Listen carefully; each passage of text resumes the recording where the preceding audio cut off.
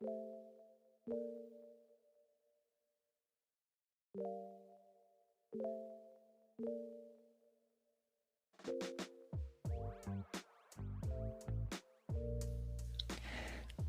it going, everybody? Welcome to Sick Air Tech, and today we're going on over the LG G8 and whether or not you could use this device or still use this device in 2022. And so it is pretty old, but still a fantastic device. And yes, you still can use this in 2022 with a little bit of compromises, not too much. I made some notes on here as far as the cons, the pros and the cons of this device.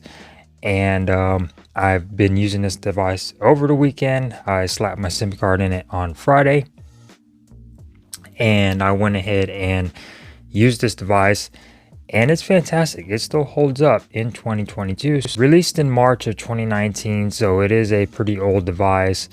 And we'll start off with the display. This display is absolutely fantastic. This was back in the day when we got 1440 displays on pretty much every flagship phone that came out. HDR10, not HDR10 Plus, but still HDR10. It supports 6.1 inch POLED display. And it still gets bright enough in most situations. Outdoors, it's very colorful. Nice big and bright display, not too big. It's 6.1 inches, so it's not as huge as most flagships today. It is only a 60 hertz panel, so that will probably go down on the cons, but not that big of a deal. And it's a nice big bright display. It's beautiful. It's high resolution, and I really do love the panel on here. And it's got fantastic colors. It's bright. The blacks are deep. It's very, very nice. You get a lot of customizations when it comes down to the always on display. You got a whole bunch of different options with clocks that you could choose. You could choose any color on here. So fantastic display and fantastic options for always on display with AI pick and quick tools and music player. Everything you could think of, you can customize on this display, and the colors on here are absolutely fantastic. So display number one, still great in 2022. Build and the build quality on here, still a nice and beautiful device with Gorilla Glass 5 on the front and Gorilla Glass 6 on the rear. Aluminum frame, IP68 water and dust resistance. I think we just need a lot more phones that have nice, beautiful colors like this. This is the Carmine Red. And we don't get a lot of phones like this anymore as far as nice, bold colors on here. Everything is sort of bland, either white or silver. We need some colors like this. This is a beautiful color. I remember when I first got this phone when it came out, I was just in awe of the Carmine Red. It's fantastic. Build quality, very sleek and very nice. It's built well. You get aluminum frame, glass back, no plastic on here. It's just fantastic. They did not cheap out on the build quality of the LG G8. It still feels sleek, compact, and you get that IP68 water and dust resistance, so that is absolutely fantastic. Going on over to the operating system, this is still running Android 11, Snapdragon 855, 6 gigabytes of RAM, 128 storage of expandable storage, so keep that in mind. That is still awesome, especially in 2022. Expandable storage is nowhere to be found on a lot of flagship phones nowadays. On a lot of budget phones, yes, but no flagship phones. This phone has been still pretty snappy and pretty fast for most usage on here. It is still a very capable phone. Now, when it comes down to like editing videos or something on here through PowerDirect, if you're editing a long video, it's going to be a little slower than other devices right now. But still, considering this phone is like going on 4 years old, it's still pretty good. And I had no issues using this device over the weekend. It still performed great. There was no lag on here. It wasn't that serious, and it still performed fantastic. It did everything I needed to do and everything else. It's still a great and fast and fluid device. Still no issues on here, no crashes or anything like that. Still very good in 2022. The old-fashioned reliable capacitive fingerprint sensor. This thing still fast, still reliable, and still does the job really great. It's in a great position on the rear, so your finger lies right on it, and it unlocks pretty quick as well. You also do get facial recognition, which on a lot of new devices you do not. A lot of the Pixel devices, you do not get that from facial recognition. They did not include that on the V60, and it's still fantastic. It's a good facial recognition because it uses 3D sensing. You get your time of flight sensor on there. Absolutely fantastic when it comes down to security on the device. And the fingerprint sensor is in a nice spot. It's reliable. You don't have the in-display fingerprint sensor or side mounted. It's on the back. It's old school. This is how they used to do it back in the day, guys.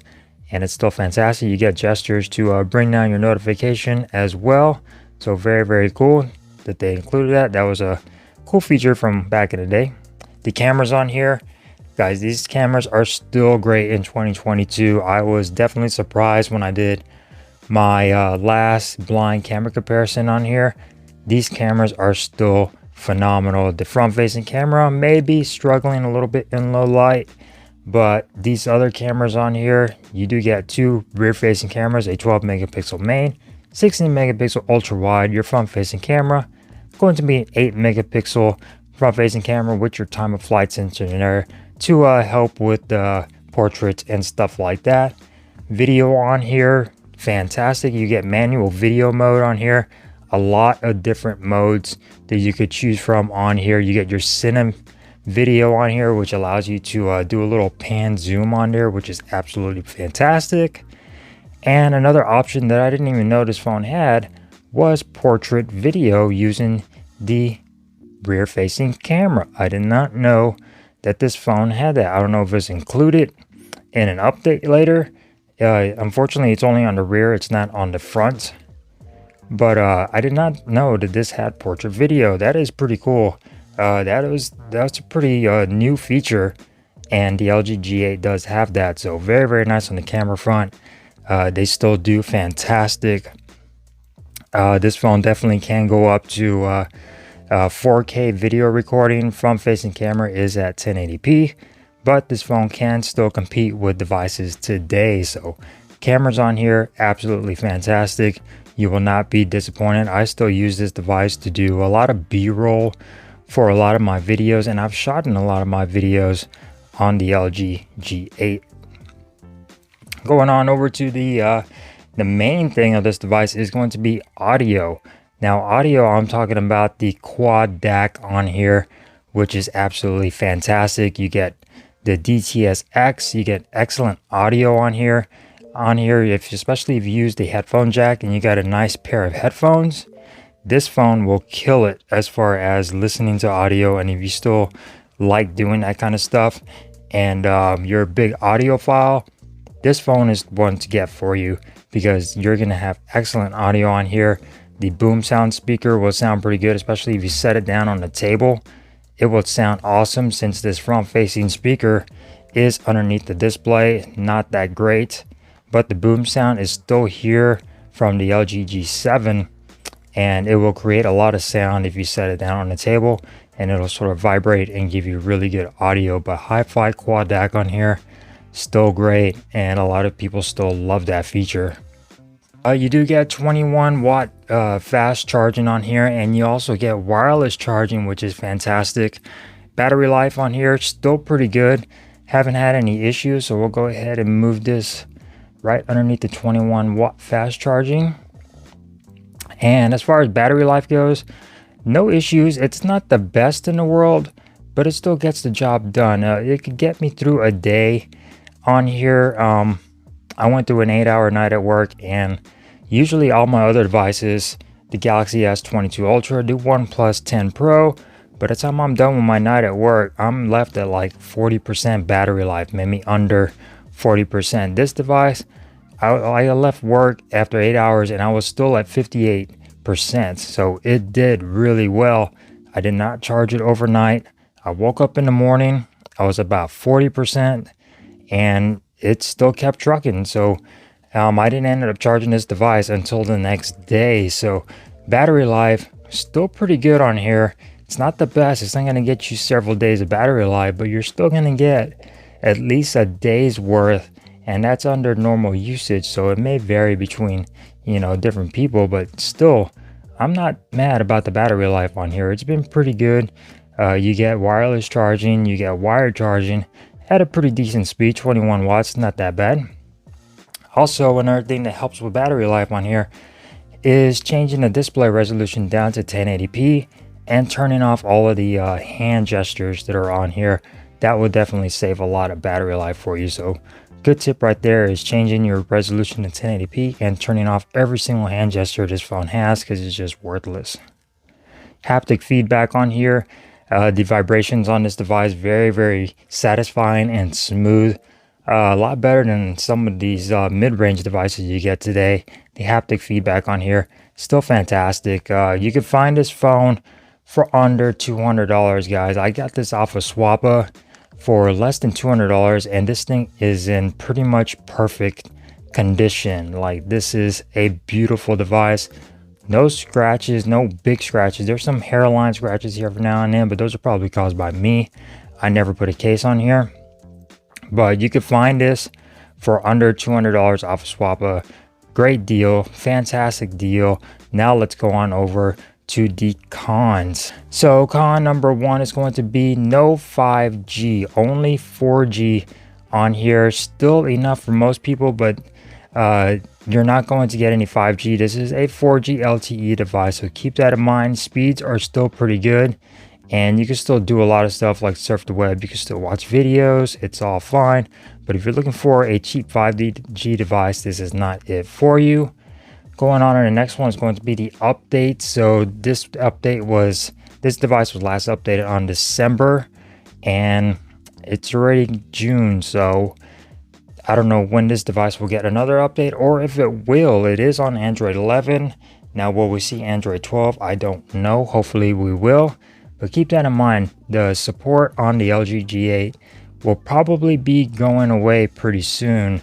But for right now, the last update was on December, and we might get another update to Android 12. So keep that in mind. And if we do, that would probably be the end of updates for the LG G8. Now going on over to the notch.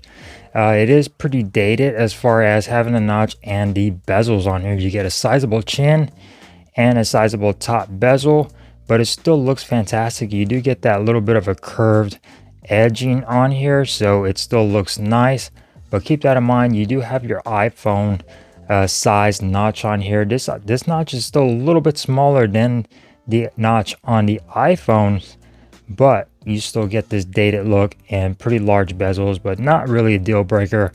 Just wanted to throw that out there. The front facing camera, like I mentioned earlier, low light is definitely an issue on here. Photos aren't going to come out that great, but still usable. But low light, this phone will definitely suffer with that front facing camera. Speaker quality on here, you do get your under display speaker quality, or speaker on the front top. So you do not have a speaker grill. It's all under display. It's what LG called the LG Crystal Sound. And it does not sound that great when you're playing music and you're watching the device like this. You get all your sound coming from the bottom. And if you set this on the table, it will amplify the sound. But like I said, that front-facing speaker, it works well with phone calls and everything. It works fantastic because you're putting it up to your ear. But as far as listening to music, this speaker is not that great. The detail is just not there, and it just does not sound, it doesn't have any depth to the music unless you set it down on the table. So keep that in mind. One of the last things is going to be very slippery device. This thing will slide off the table if you set it down. It's going to move on you, and it will end up falling off the table. There is a very sleek back. There is no camera hump, so everything sort of just, it sort of like floats on a table. Think of an air hockey table. If you get some little air on there, it's going to be very, very slippery. And this phone is a very slippery phone. If you set it anywhere on the couch, on the table, it will fall off.